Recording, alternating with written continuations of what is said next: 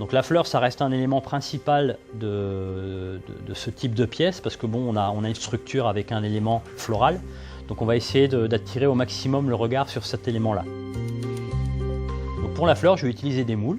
Donc c'est des moules thermoformés en plastique qui me permettent de pouvoir mouler des fleurs avec des pétales légèrement incurvés. Donc ça c'est important parce que ça offre énormément de solidité aux pétales. Ensuite, une fois que j'ai moulé ça, je vais laisser le chocolat se rétracter correctement.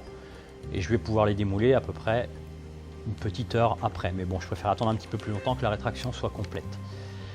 Une fois que mes pétales sont formés, enfin sont réalisés, je vais pouvoir travailler sur ma base de fleurs. C'est-à-dire qu'il va falloir une structure qui me permette de coller ces pétales.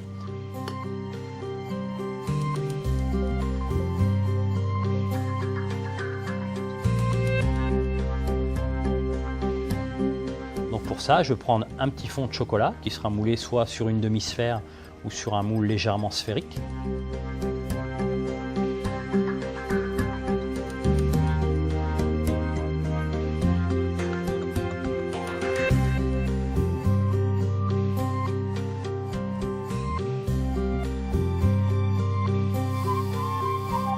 Je trempe l'ensemble du cœur de la fleur dans du chocolat blanc tempéré, de façon à ce que je puisse obtenir une petite pointe sur le cœur de fleur qui va me donner un petit aspect esthétique supplémentaire dans la fleur en finalité.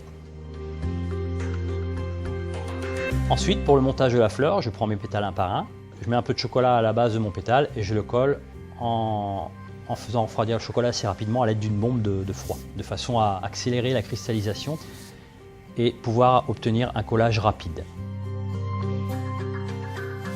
Et là, je vais monter ma fleur de façon progressive en essayant de garder une régularité au niveau du montage des pétales, de façon à avoir une fleur qui soit relativement homogène, mais pas trop mécanique non plus. J'essaie d'éviter une fleur trop régulière. Donc une fois que la fleur est montée, je vais pouvoir procéder à la coloration. Donc je commence par le blanc. Donc là, je prends un beurre de cacao coloré en blanc et que je vais appliquer à l'aide d'un pistolet et d'une bombe de froid, de façon à obtenir un effet velours léger sur le cœur de la fleur qui va mieux faire ressortir la couleur par la suite. Donc ensuite, j'applique mon rose sur le centre de la fleur, dans le cœur, en procédant à dégrader vers l'extérieur. Et ensuite, je mets le vert à la base de la fleur en remontant vers le haut.